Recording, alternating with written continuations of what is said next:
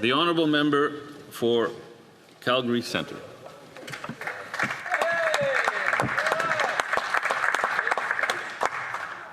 Thank you very much, Mr. Speaker, and welcome to the Speaker's chair. I want to tell you today I'll be splitting my time with the Member of Parliament for Long Range Mountains in her premier speech in this House as well. First things first, it's our first time for many of us rising in this House of Parliament. I'll welcome everybody to the 45th Parliament, and I'll go through the thanks for the voters of Calgary Centre for sending me here for the third mandate in this 45th Parliament. And I have many people to thank, my colleagues, people around Calgary Centre, all the volunteers, the hundreds of volunteers that came out and knocked doors with us, and of course, my wife, my family that were so supportive throughout the whole process and have been very supportive of the role I play here in the House of Commons, but also the energy community in Calgary and also the finance community across this country that's looking for better results from governments that they elect to run Canada. Now, I know we have a new Prime Minister, and je souhaite la bienvenue à la nouvelle. I'd like to welcome the new Prime Minister to the House of Commons. This is new to him, but I'm sure he's going to learn about our procedures very quickly, our democratic system in Canada. I know it's new for him, but we have practices here that he may not have been familiar with from his former life. Things are very different here. I am looking forward to debating with him because I've been here 5.5 years, as you know, Mr. Speaker, and I've had little debate on the other side of the House as far as economic matters go. I've heard Liberal talking lines again and again. So I am looking forward to some actual economic debate that doesn't just float things by, but actually addresses what I think are some of the key issues that Canada faces here going forward. Now, real economic questions require real economic answers.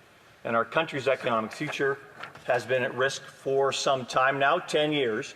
As we know, we're the second worst performing economy in the OECD, the 36 countries around the world, over the last decade. And that is a choice that this government has made, this predecessor government has made, including the majority of the front bench there that allowed this to happen and allowed this economy to go down as far as it was. But I do have to respond to the speech from the throne because there are many things in that speech from the throne. And the first thing I will say is there were some excellent issues, some excellent concerns raised in that speech from the throne. Tax cuts. Who's been campaigning on tax cuts the entire time we've been in this Parliament? The Conservative Party. Right. So thank you for picking up that Canadians need tax cuts. Not more inflation, not more taxes all the way through, not an extra capital gains tax increase, but tax cuts. And the GST cuts to housing. That would be a great position to have during an election. And thank you for finally coming to the table and emulating the Conservative position on tax cuts for housing. Reducing internal trade barriers. What a great idea. And who's had that idea for Lord knows how long now to get things, one major project office to actually get things done in Canada again, because it is instruments that this previous Liberal government has put on the table that have hindered economic development in this country. Safer, more secure Canada. So border investment, thank you very much. Military investment, thank you very much. Taking crime seriously, thank you very much. I'm almost going to be, it's almost like I'm talking to my own colleagues here on this side of the House with all of the great things that were in that speech from the throne. So I appreciate that that the other side of the House has actually come to the realization that this is something that Canadians are experiencing. So I'm congratulating them on the excellent parts of this speech, including, by the way, the Indigenous Loan Guarantee Program, which again was promulgated by this side of the House as far as an idea to advance Indigenous reconciliation, economic reconciliation across this country. But this government fails at a few things in this speech from the throne. Number one, it's not particularly ambitious, although I realize it's high level. At the same time, it has to address a number of issues. This Prime Minister, in his speech from the throne, has talked about spending less and investing more. And this is where I am critical of financial subterfuge, because this is subterfuge. This government and its predecessor government has run advancing deficits for years and years and years. And you look at the Liberal program during the election, it increased that budget deficit this coming year and for the foreseeable future to over $60 billion per year. That is the planned deficit. That is not the actual deficit. That is the planned deficit. Events always come forth here that are going to actually push that higher, because I guarantee you, and I'll tell this to my colleagues on the other side of the bench, there's going to be nothing you see that actually reduces that number. So financial subterfuge and fooling Canadians about what they're spending by putting it in a different category is nonsense.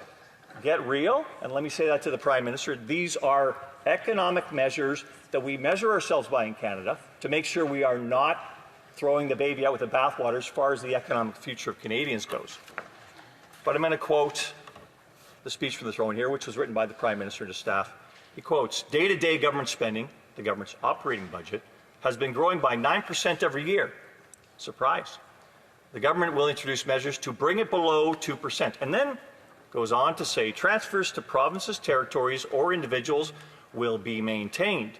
The government will balance its operating budget over the next 3 years by cutting waste, capping the public service, ending duplication, and deploying technology to improve public sector productivity." Boy, I could have written some of that myself, but I'm going to ask him, if you're limiting the growth to 2% as far as the operating budget goes, and inflation is at 4%, then how do you continue to fund the provinces that have to fund health care if you're penalizing them as far as the money you're transferring them goes? Inflation is going to be a factor here, has been a factor, and will grow to be a factor as you continue with these large budget deficits. This is a problem that's going to have to be addressed sooner rather than later. Hiding the numbers in an operating budget or an investing budget is not solving the problem at all. This government has a spending problem, and you've got to address the spending problem. Now I'm going to get to something I'm really critical of in this, and that is, and I'll quote the government again, "Critically, the government will undertake a series of measures to help double the rate of home building while creating an entirely new housing industry using Canadian technology, Canadian skilled workers, and Canadian lumber. The government will introduce measures to deliver affordable homes by creating Build Canada homes." And then it goes on to say the government will drive supply up to bring housing costs down.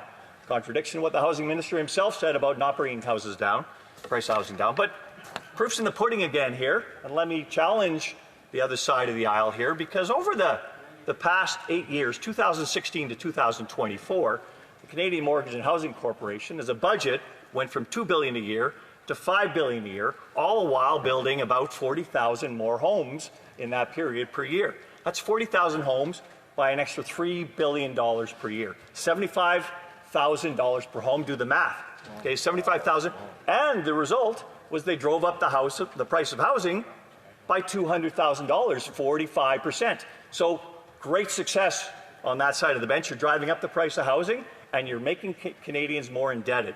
So as far as a Canadian Build Canada homes, you're blowing the budget every time, and your results aren't there. Figure something else out. I've actually spoken to the housing minister, and I said, you need a restart. This continuing to spend is not solving anything. Get back to a solution where actually house prices can come down, and that starts with your own house. That starts with balancing the budget. One thing we haven't seen here, of course, in this lead up to this Parliament is the commitment to a budget.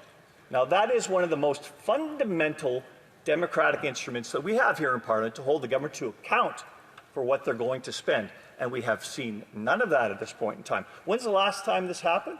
The last time it's been more than 150 days since there was a budget was when Ralph Goodale was the Liberal finance minister back in 2005.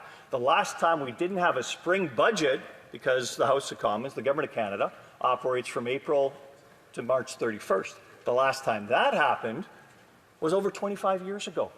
So this is something where you've got to start respecting the rules of Parliament, the rules of running this country, the accountability you owe Canadian people, and the transparency that's required. So I do challenge the government to do better. There's much that was in this, but there's much that could be much better, and I thank you very much, Mr. Speaker. Hey. The honourable member for Toronto St. Paul's.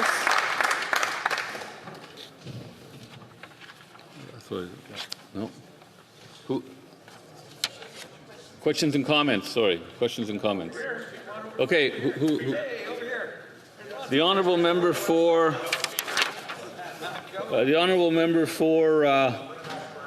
Remind me here. King's Hands. King's Hands, of course. Thank you, Mr. Speaker, and let me start by saying congratulations to you on your election to the chair. Very well deserved, and I know you will keep us in good standing here in this House. I'd like to thank the honourable member from Calgary Centre, I believe it is, for his remarks. Even if we don't always agree, I think he does deliver his speeches here with a level of class and professionalism that should be the way in which this place operates. I listened to portions of his speech. I will admit I didn't hear the entirety. He talks about the importance of balancing budgets. I think that obviously perhaps maybe he missed in the speech from the throne that the Prime Minister and this government has committed to an operational balance within 3 years, Mr. Speaker. I think that that is extremely important. I hope he would agree. But he must also acknowledge and recognize that we do have major expenditures in defence, in the investment in housing, in infrastructure. Surely he's not talking about complete balanced budget and absolutely not investing in those critical infrastructure that's needed in the time for the country. The honourable member for Calgary Centre. Thank you, Mr. Speaker. I thank my colleague for the comments on the other side, and I thank him for the question. Every government has to make choices. The continuation of just blowing Canadians' money is putting a burden on future generations of Canadians. It's putting a burden on inflation. It's creating a monetary mess in this country. We are going to have to address it. We do have to make choices. And yes, Mr. Speaker, as the member will probably know, even my party during this election, we projected deficits for the next 4 years, and balancing that going down to a much smaller number than this government has put forward for the next 5 years. So it's a directionally much different government as far as making choices and not throwing out the baby with the bathwater for the future, so future Canadians can actually spend on the programs they're going to need rather than spending on the programs that were delivered by their parents and their grandparents. Thank you very much. Questions et commentaires. L'honorable. Questions and comments. The honourable member for Rimouski, La Matapédia. Thank you very much, Mr. Speaker. First, I congratulate you on your election as Speaker. At the beginning of this 45th Parliament, I would like to thank from the bottom of my heart the people of my riding who have placed their trust in me for another term. I thank them. Mr. Speaker, here's my question for my colleague, the member for Calgary South. In the speech from the throne, provincial jurisdiction is not respected when it comes to social programs, housing, immigration. The government of Quebec has spoken very clearly. It wants the government of Quebec to have full jurisdiction over immigration. Does my Conservative colleague agree with this request from the National Assembly of Quebec? We want the government of Quebec to be fully and solely responsible for all things related to immigration. Centre. Merci, Monsieur. Thank you, Mr. Speaker. I thank my Quebecois colleague for his question, and I congratulate him on his re-election. I believe this is his second term. I would like to answer his question. Immigration is under federal jurisdiction. It exists hand in hand with provinces, working with provinces. Immigration, when it comes to immigration, provinces need to work with the federal government. When immigrants arrive in Quebec, there are not Quebec borders and Canadian borders. If someone arrives in Quebec, they are arriving in Canada, and that's why the federal government must remain involved. For Kenora Kiwitinung. Thank you very much, Mr. Speaker, and congratulations on your election. If you'll permit me, I'd like to use this opportunity briefly first to thank the people of Northwestern Ontario for placing their trust in me once again. It's an incredible privilege and honor to serve in this place, and I thank the member from Calgary Centre for his great speech here this morning. I'd like to note that the Prime Minister was elected really on a promise, Mr. Speaker, that he was the man with the plan to take on Donald Trump and get our economy back on track. But now we know that there really isn't that much of a plan. In fact, he's not even planning to bring forward a budget this spring, Mr. Speaker. I'd like to know if the member from Calgary Centre has any thoughts about how concerning and irresponsible it is to not be bringing forward a budget this spring. The honourable member for Calgary Centre. Thank you, Mr. Chair. I do thank my colleague for that question. It is one of the most fundamentally imperative jobs of this chamber, this House of Commons, to hold the government to account for the spending it's going to take. Right now, that government thinks it's going to have a blank check for the next year. So it has to put it on the table. Here's our election promise is what we're doing. But now we're actually not being accountable at all. 150 days from the time they actually get elected to the time they're going to pay it is far too long for Canadians to know what to expect in their finances here going forward. That's right.